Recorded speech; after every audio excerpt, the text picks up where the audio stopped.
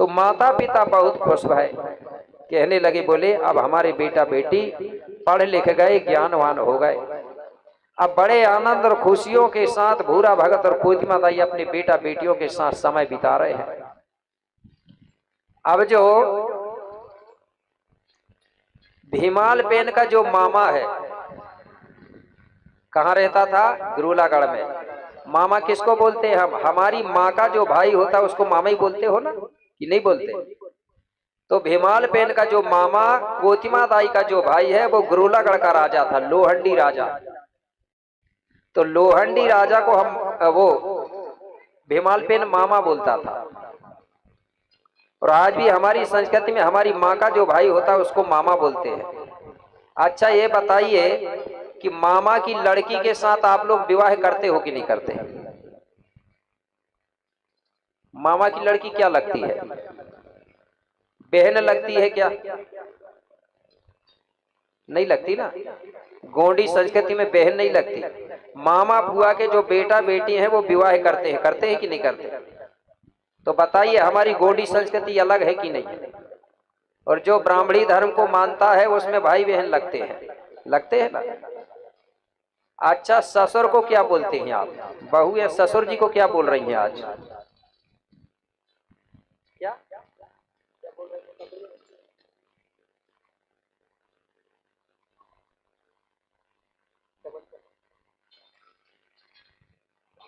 बाबूजी या पापा बोल रही ना। ये बताइए गोंडी संस्कृति गोंडी कल्चर है क्या? अगर ससुर जी को आप बाबूजी बोल रही हैं या पापा बोल रही है तो, और सास को मम्मी, तो फिर उनका लड़का क्या हुआ है आपका? हम लोग दूसरी की नकल करके हमारी संस्कृति का कल्चर खत्म कर रहे हैं। हमारे में मामा फुआ के लड़का लड़की भाई बहन नहीं होते। गोंडी संस्कृति में जो भाभी या भौजी होती है वो माँ नहीं होती ना। अगर भाई खत्म हो जाता है तो देवर अपनी भाभी को पत्नी बना लेता है, ये गोंडी संस्कृति है। अगर माँ मानेगा तो फिर काय को बनाएगा पत्नी? तो जितने लोग अगर मामा बुआ की लड़का लड़कियों से विवाह करते हैं वो गोंडी धर्म के लोग हैं, और जो भैया के खत्म होने पर भाभी से विवाह कर लेते हैं वो गोंडी धर्म के लोग हैं। तो हमारे में ये नहीं चलता। तो हमारे में क्या बोलते हैं? ससुर जी को क्या बोलना चाहिए? मामा जी बोलना चाहिए। क्या बोलना चाहिए? मामा जी। या फिर मामा जी नहीं बोल रहे हैं तो ससुर जी भी बोल दो, वो भी अच्छा लगेगा कि ससुर जी चाय पी लो। अगर बाबूजी पापा जी बोलते हैं ना तो उससे हमारी कल्चर हमारी संस्कृति खत्म हो जाएगी। तो जो भीमाल पेन का मामा है गुरुलागढ़ का, उसके पास धन दौलत भरपूर था, राजा था। लेकिन मेरे भाई वो लोहंडी राजा के यहाँ लड़का नहीं था, लड़की ही लड़की थी। तो वो भी जुड़वा लड़की थी, जो जुड़वा कन्या थी। तो वो जुड़वा कन्या थी, एक का नाम था बमलाई दाई और एक का नाम था समलाई। ये जुड़वा बेटी थी। तो लोहंडी राजा बड़ा दुखी रहता था। क्यों? राजा कहता था कि मुझे बड़ा देव ने बूढ़ा देव ने धन दौलत भरपूर दिया है, लेकिन मुझे लड़का नहीं दिया है, लड़की ही लड़की दिया है। अगर मैं खत्म हो जाऊंगा, मर जाऊंगा, तो गुरुलागढ़ का राज्य का संचालन कैसे होगा? ये राज्य को कौन चलाएगा? ये लड़की तो पराई होती है, बोले वे दूसरे के घर चली जाएंगी शादी के बाद, तो राज्य कैसे चलेगा? इस प्रकार से राजा लोहंडी रात दिन बड़ा दुखी रहता था। धीरे धीरे समय बीतते गया। एक दिन अपने गांव के लोगों के साथ बैठा था और उनसे बता रहा था, बोले बड़ा देव बूढ़ा देव ने मुझे सब कुछ दिया है, सोना चांदी हीरा मोती धन दौलत सब कुछ है, लेकिन लड़का नहीं है। बोले लड़की ही लड़की है, इसलिए मैं बड़ा दुखी रहता हूँ। गांव के लोग कहने लगे क्यों? अरे बोले ये लड़की तो पराई होती है, विवाह के बाद दूसरे के घर चली जाएंगी तो राज्य कौन चलाएगा? अगर लड़का होता तो वो राज्य चलाता। गांव के लोग कहने लगे महाराज ऐसा नहीं हमारे गोंड समाज में, जिसकी लड़की ही लड़की भी रहती है तो फिर भी राज्य चल जाता है। बोले कैसे चलेगा? अरे बोले महाराज तुम्हारी दो लड़की है, दो लड़कियों में से किसी भी एक लड़की के लिए घर लमसे न ले आओ, बोले घर दमाद, वो राज्य चला लेगा। तो ये बात आज भी हमारे समाज में लमसेना लाते हैं कि नहीं, जानते हैं ना लमसेना घर दामाद, जिसकी लड़की रहती है तो वो घर दामाद लाता है। तो बोले किसको लाऊं, कौन देगा मुझे लड़का?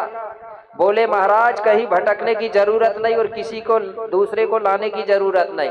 तुम्हारी जो बहन लांजीगढ़ में है उसके 7 लड़का है, तो 7 में से कोई भी एक लड़का को ले आओ। तुम्हारी बहन का बेटा ही यहाँ राज्यपाट करेगा, दूसरे को काय को लाओगे? और तुम्हारी बहन बहुत अच्छी है, मना नहीं करेगी, जरूर दे देगी। बोले तो राजा को ये बात पसंद आ गई। राजा कहने लगा ठीक है, तो बोले 1-2 दिन के बाद में आप मेरे साथ चलना। हम बोले लांजीगढ़ चलेंगे। बोले ठीक है। कुछ दिनों के बाद में एक दिन राजा गांव के 4-5 लोगों को तैयार करके और अपनी बहन कोतमा के पास जाने के लिए तैयार हो गए, लांजीगढ़ जाने के लिए। अब धीरे धीरे चलते चलते लांजीगढ़ पहुंचे मेरे भाई। तो कोतमा दाई सुबह सुबह क्या कर रही थी, घर आंगन की साफ सफाई कर रही थी, और इधर से लोहंडी राजा अपने 2-4-5 पंचों को लेके जा रहा था। कैसे? अरे इधर कोतिमा अपने घर में, अरे अंगना रही रे गुहार। अजी इधर कोतिमा अपने घर में, अंगना रही रे गुहार। अरे आवत देखी रात को तो छाई है खुशी अपार। आवत देखी रात को तो छाई है खुशी अपार।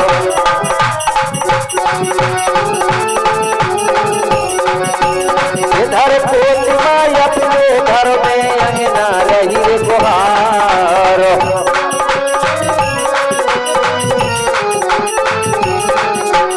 आवत देखी रात को तो छाई है खुशी अपार।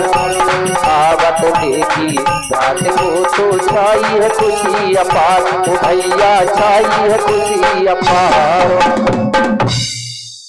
कोतिमा ताई सुबह सुबह घर आंगन की साफ सफाई कर रही थी। सामने देखी तो लोहंडी राजा को 4-5 लोगों को लेके आ रहा था। सुबह सुबह का समय था।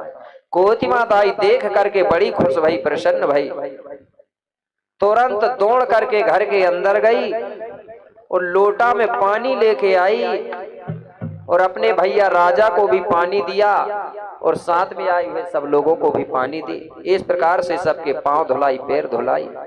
पैर धुलाने के बाद सबको हल्दी चावल से टीका लगा के सम्मान करी, सबको सेवा जोहार करी और सेवा जोहार करने के बाद सबको बिठा ली और इसके बाद सबको खाना खिलाई। और खाना खिलाने के बाद फिर कोतिमा दाई और भूरा भगत सब लोग मिलकर के फिर बैठते हैं।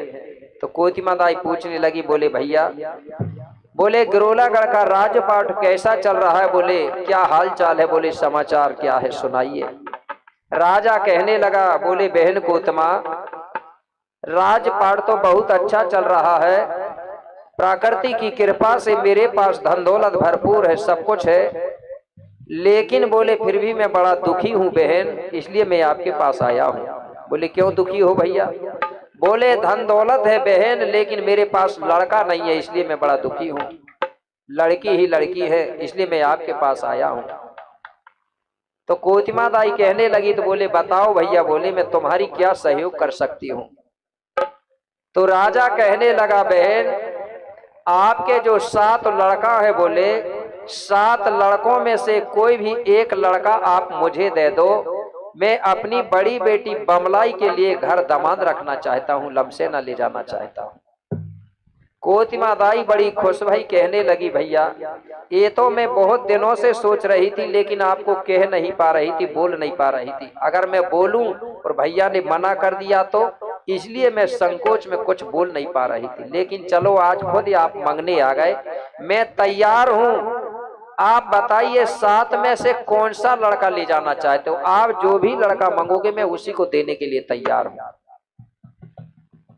तो लोहंडी राजा ने सोचा कि यार, बोले सबसे बड़ा लड़का बड़ा भी हो गया है, शादी लायक भी हो गया है, और बढ़िया मोटा भी है, गोरा भी है और सुंदर भी है, बोले बड़ा लड़का को ले जाना चाहिए।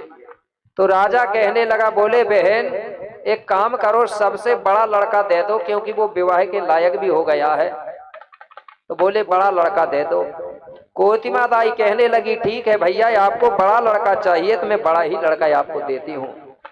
अब ये बताइए भैया कि ले जाओगे कब?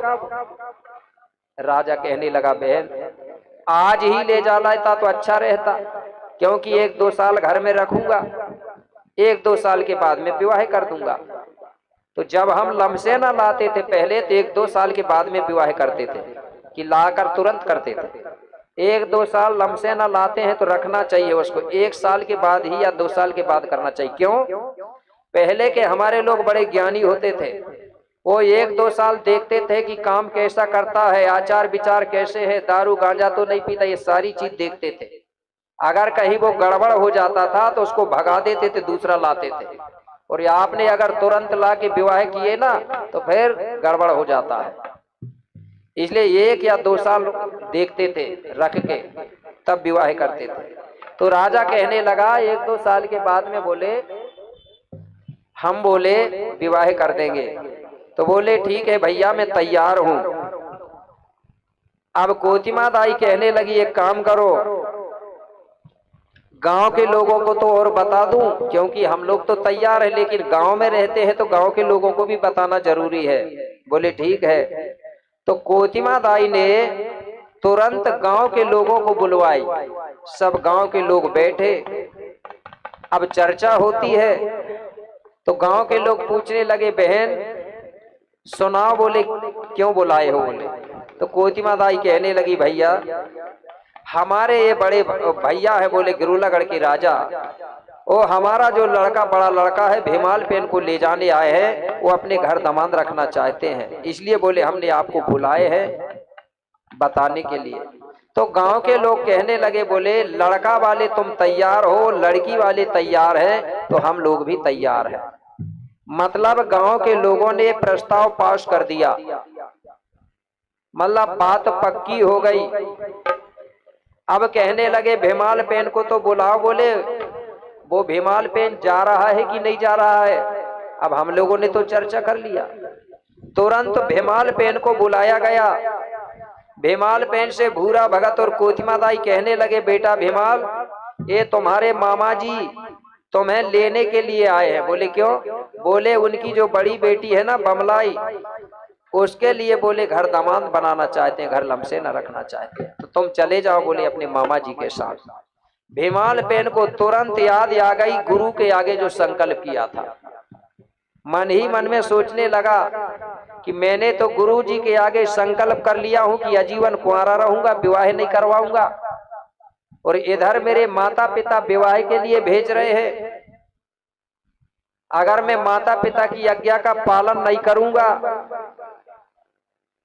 तो माता पिता के वचन का उल्लंघन होगा, और अगर मैं माता पिता की बात नहीं मानता हूं, गुरु की बात मानता हूं, तो माता पिता का मतलब उल्लंघन होगा। और अगर मैं माता पिता की बात मान करके अगर चला जाता हूं तो गुरु के आगे जो संकल्प किया हो, गुरु के आगे जो संकल्प है वो संकल्प मेरा खत्म हो जाएगा। भीमाल पेन चिंता में पड़ गया, अब किसकी बात मानूं, माता पिता की बात मानूं का गुरु की बात मानूं? बीचों में फंस गया। मन में विचार मंथन किया और सोचने लगा कि चलो अभी माता पिता की आज्ञा को पालन करके अभी चला जाना चाहिए, अभी माता पिता की आज्ञा को मान लेना चाहिए, फिर वहां पहुंच करके देखा जाएगा आगे क्या होगा। तो भीमाल पेन तैयार हो गया जाने के लिए। अब जब जाने के लिए तैयार हो गया तो गांव के सब लोग मिलकर के और भूरा भगत और कोतिमा दाई सब विदा करते हैं। किसकी? भीमाल पेन की। कहाँ जाने के लिए? लांजीगढ़। तो जब विदा करने लगे तो भीमाल पेन ने सबसे सेवा जोहार किया, सबको प्रणाम किया, माता पिता को भी प्रणाम किया और जाने लगा। तो जब जाने लगा तो गांव के लोग गीत गा के विदा करते हैं। तो हमारी संस्कृति में आज जब किसी की विदा की जाती है तो आज भी गीत गा गा के विदा करते हैं ना। तो गीत कैसे गाया जा रहा है भीमाल पेन को विदा के समय में? एक बार भीमाल बाबा की जयकारा बोलेंगे, बोलिए भीमाल पेन का। मातो पिता की आज्ञा पाके अरे भीमलो भय तैयारो, मात पिता की आज्ञा पाके अरे भीमलो भय तैयारो, मामा के घर जावन हेतु छुड़ रहे परिवार।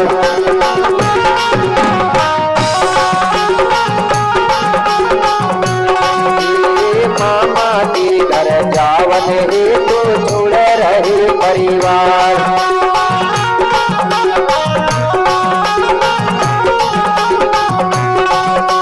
माता पिता की आज्ञा पाके भीमलो भय तैयार,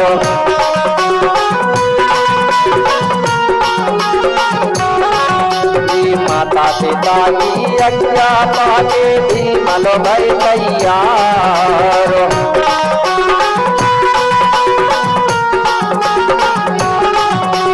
मामा के घर जावन हेतु छुड़ रहे परिवार।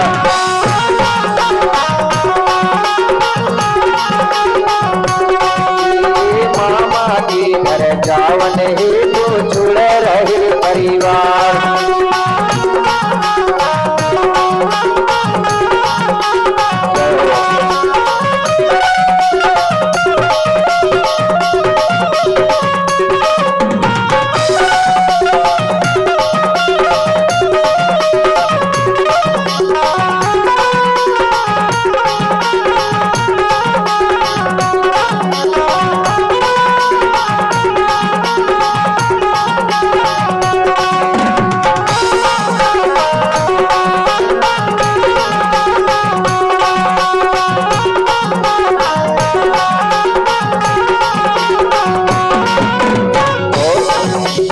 पांच बहनियां सातों से भैया 14 था परिवार।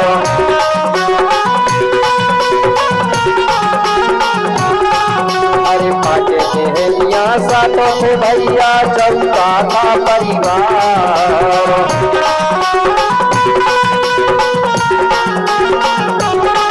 अरे 14 था परिवार, सदा जन 14 था परिवार।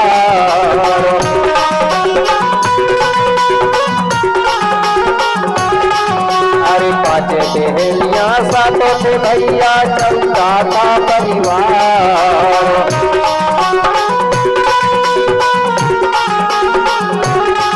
अरे मामा की घर जावन हेतु छुड़ रहे परिवार।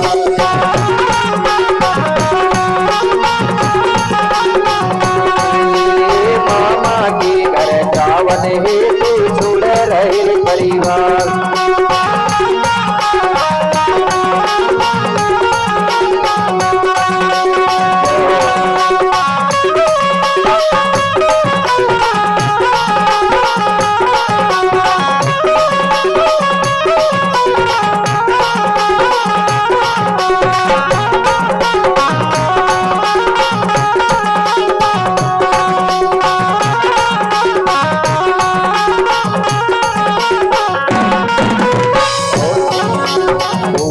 भागत पिता कहाए कोटिम मैया तुम्हार।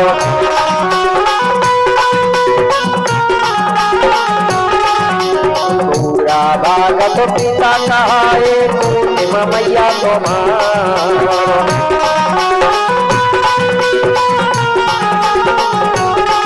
अरे कोटिम मैया तुम्हार, अरे कोटिम दाई तुम्हार।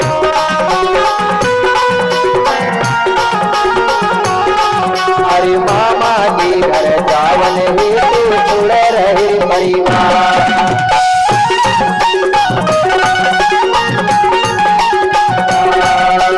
मामा के घर जावन हेतु छुड़ रहे परिवार। मामा के घर जावन हेतु छुड़ रहे परिवार। मामा के घर जावन हेतु छुड़ रहे परिवार। मामा के घर जावन हेतु छुड़ रहे परिवार। मामा के घर जावन हेतु छुड़ रहे परिवार। बोलिए भीमाल पेनता। इस प्रकार से लोहंडी राजा भीमाल पेन को लेकर के लांजीगढ़ से निकल गया। अब चलते चलते भीमाल पेन लोहंडी राजा और जो गांव के लोग हैं चलते चलते गिरोलागढ़ पहुंचे। गिरोलागढ़ जैसे ही पहुंचे तो बमलाई और समलाई दाई दोनों ने देखी तो भीमाल पेन बताया जाता है बड़ा सुंदर था। दोनों बहनें देख करके भीमाल पेन पर आकर्षित हो जाती हैं। जो बड़ी बेटी है बमलाई दाई वो मन ही मन में बड़ी खुश भई, मन ही मन में कहने लगी कि पिताजी ने बोले मेरे लिए बहुत सुंदर दामाद लाया है बोले। ये सोच सोच करके बहुत खुश भई। लेकिन छोटी बहन भी मन ही मन में ये सोच रही थी कि पिताजी ने बोले मेरी बड़ी दीदी के लिए बोले ये भीमाल पेन को लाया है, बोले ये मेरे लिए लाना था, मुझे इसके साथ विवाह करवाना था। इस प्रकार से छोटी बहन भी भीमाल पेन से विवाह के लिए मन ही मन में सोचने लगी। अब धीरे धीरे समय बीतते गया। कुछ दिनों के बाद में एक दिन दोनों बहनें बैठी हुई थी तो दोनों बहनों में चर्चा चल रही थी। तो छोटी बहन कहने लगी बड़ी बहन से, बोले बड़ी दीदी बोले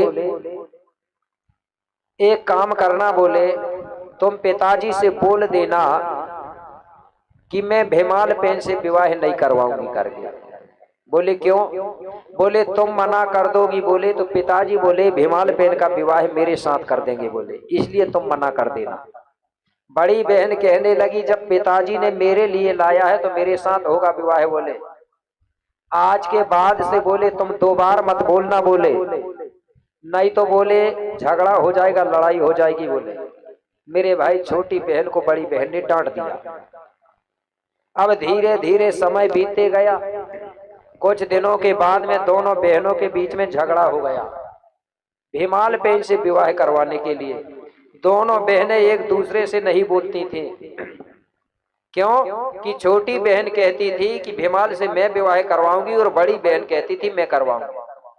इस प्रकार से दोनों बहनें एक दूसरे से नहीं बोलती थी। धीरे धीरे बहुत दिन हो गए।